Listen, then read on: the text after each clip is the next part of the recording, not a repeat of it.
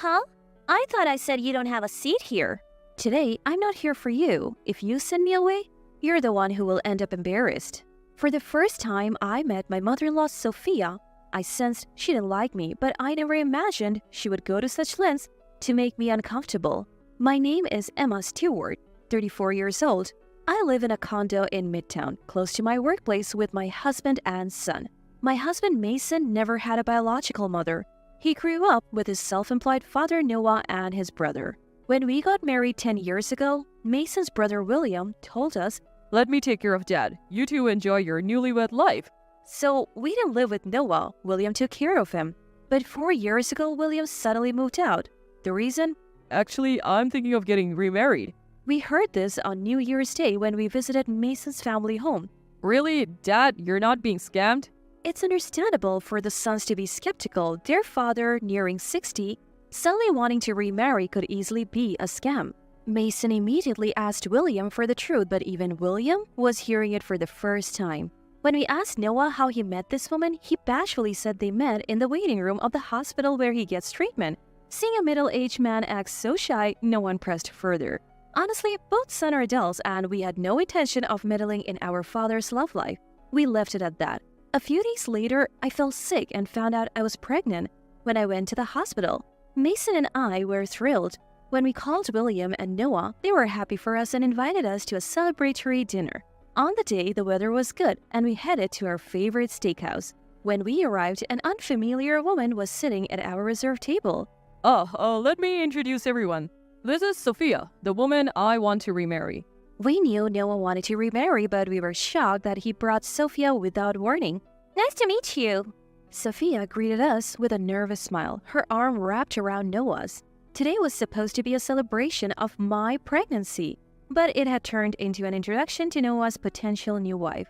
Sorry to rush, but I'll be living with Sophia. William, can you find an apartment and move out?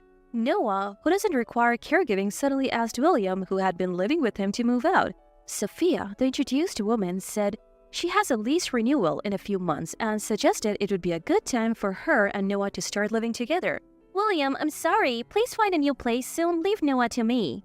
If Noah really remarries, Sophia would become the stepmother to Mason and William, which honestly made us uneasy. Ignoring our concerns, perhaps buoyed by alcohol, Noah began introducing her. Sophia started talking about how they met, their hobbies, skills, jobs, and even their ages. Information we never asked for. In the midst of this, I found out she's from the same area where I grew up. So I tried to make conversation. I'm actually from the same place as you, Sophia. She then started bragging about her family was wealthy and how all the guys her age in the neighborhood were into her. She even asked, "So where's your family home, Emma? What are your parents' name?" "My maiden name is Featherstone. My mom's name is..." Before I could finish, she looked puzzled and said, "I know that name. It's unique. Hard to forget. I was classmates with your mom."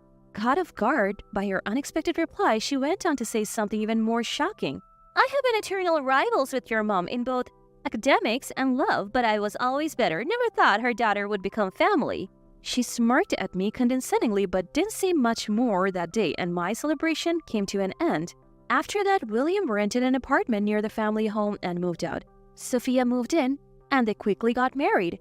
Sophia was a first-time bride while Noah was remarrying. Both were nearing 60, so they started their married life quietly without a ceremony or photos. The next time I saw Noah and Sophia was in the hospital right after I safely gave birth to my son. Emma, thank you for giving us a healthy grandchild. Noah said, tears in his eyes. In contrast, Sophia asked, "How does he look like? Doesn't look like Mason. Is this child really Mason's?" Exhausted from childbirth, I was infuriated by Sophia's audacity, but too tired to argue. I pretended to sleep. "How thick-skinned can you be? Sleeping when we have come to visit, you're just like your mother." Sophia sneered. Just then, my mom walked into the room, arms crossed. When Noah and Sophia turned around in surprise, my mom was standing in the doorway of the hospital with her arms crossed. Noah greeted her warmly, but Sophia snorted, "Oh, you. You haven't changed a bit since high school." "Thanks for saying I haven't aged. By the way, who are you?" My mom retorted, elegantly ignoring Sophia's snide comment. I was pretending to sleep but had to stifle my laughter. "I have heard about you, Sophia, from my daughter Emma, but sorry, I don't remember people who are beneath me." I was terrified of Mom's every word, wondering if she was forgetting that Sophia was Noah's spouse. Sophia, now irritated, snapped. I've always hated you. Every guy I dated fell for you. You are better at everything: studies, sports, looks. But now your precious daughter is married to my son. She's mine to command. You're still as petty as ever, even nearing 60. What you're doing is just spite. My mom replied unfazed.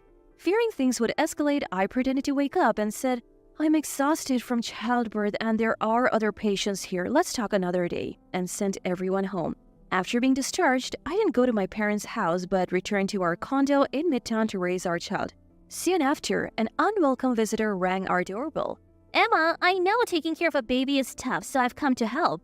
Sophia showed up empty-handed while I was juggling feedings every 3 hours and making lunch for my husband all in little time. It must be nice to live in Midtown. Why don't we swap houses? A bigger house is definitely better for raising kids. Sophia started eyeing her place as if she already had plans to live here with Noah in her retirement years.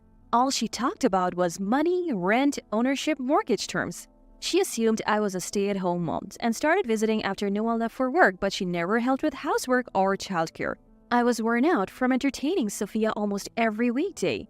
That day, she came over after my husband left for work and made herself comfortable in the living room. So when are you going to hand over this condo? We are ready to move anytime, she said, as if it was a done deal. She even had the audacity to say we should leave our expensive appliances and dishes behind and use whatever was in her place. I have had enough of Sophia's nerve. I figured she thought she would wear me down until I moved out. Sophia, let me be clear. This condo is close to my workplace and I'll be returning there after my parental leave. I'm not giving it to you. Also, we have arranged childcare, so please don't come here anymore. You work? What do you do? When Sophia asked about my job, I simply said I work closely with men. To which she laughed and said, so you're just a pretty face. Your mom was always top of her class, but it looks like you didn't inherit that. You're past 20 and a mother now. You're washed up. She left after dropping that bomb. I didn't fully understand what she meant, but I knew it wasn't a compliment. I vowed never to let her into my home again. Months later, our son was growing well and had started to stand up. We received a letter and invitation to William's wedding. We knew he had been dating someone and it seemed they had moved in together and decided to get married. We RSVP'd for the 3 of us. Days later, Sophia called. You don't realize you're the only one who can come to William's wedding, right? Why can't I attend? Do you even know your place? Yes, I do. If you understand, then stay home on the day of the wedding, she said and hung up. But William had attended our wedding, and it would be absurd for the sister-in-law to miss her brother-in-law's wedding, plus I had our infant son to consider. I decided to ignore Sophia and attend the wedding. Months later, on the wedding day, Sophia spotted me as soon as I arrived and stormed over. I told you not to come today. She unleashed her fury on me, her face red with anger, but I calmly told Sophia it would be strange if the sister-in-law didn't attend her brother-in-law's wedding. Sophia retorted, if people find your family, it'll be a lifelong embarrassment. That's why I'm telling you to leave. Do you even know who's attending this wedding, Sophia? Some of them are my associates. All the more reason if our family finds out you are in some shady line of work, we'd be too embarrassed to show our faces. Just then, my husband, who had heard the commotion, came to my rescue. Sophia, what's going on? Why are you treating Emma like this? Sophia loudly declared, Emma works in the nightlife industry. Once she puts the kid in daycare, she'll go back to flirting with men for money. I don't want people to know she's part of our family. My husband tried to calm her down. Sophia, you're mistaken. Emma doesn't work in the nightlife industry. Don't lie. I heard it from her own mouth. You're the ones being deceived. Despite my husband's attempts to clarify, Sophia wouldn't listen. Even when security arrived, she kept shouting that I worked in the nightlife industry. By then, a crowd had gathered to see what the fuss was about. But no matter how much Sophia accused me, no one looked at me with disdain or pointed fingers. In fact, the more Sophia ranted, the more people gathered and they looked at her with pity. I didn't want to cause a scene at William's important wedding, so I loudly explained the situation for everyone to hear. The job where I interact with many men is in designing dams and large rivers. I work for a major general contractor. And Noah, who's self-employed, is a subcontractor for my company. After my explanation, the guests lined up to exchange business cards with me. My hand was filling up with cards. Sophia, watching all this, glared at me with a displeased expression. Then one of the guests said to Sophia, The bridegroom's sister-in-law is a highly respected woman in her industry, even featured in TV and magazines. Weren't you aware? What are you talking about? That's so misleading. Sophia's face turned red as she spoke awkwardly. Frustrated and embarrassed, Sophia turned her anger towards Noah.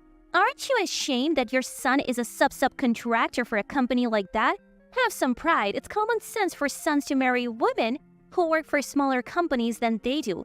Marrying someone out of his league is just insane. Noah responded firmly, I raised my sons, not you.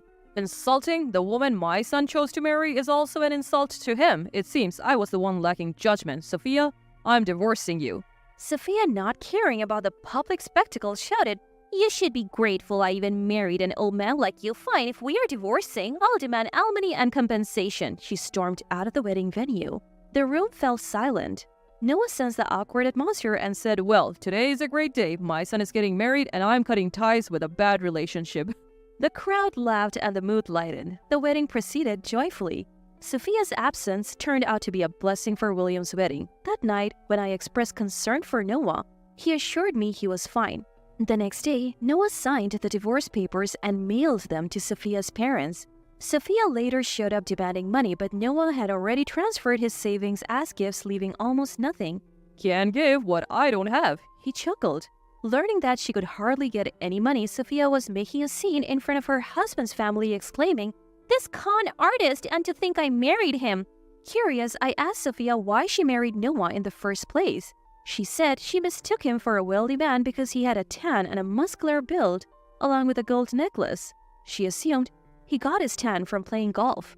Sophia, who can't forget the good old days, married Noah thinking he was rich. To be honest, both his son and I hoped they would find happiness together. But given their different expectations, it was probably only a matter of time before their marriage fell apart. At least Noah seemed to have loved Sophia. He was down for a while after the divorce and even fell ill. Noah is still very much active, but he's not as young as he used to be. My spouse and I are considering having him move in with us soon. We want Noah to stay healthy at least until our son's coming of age ceremony. No, until he gets married. Going forward, we plan to live happily together as one big family, hand in hand.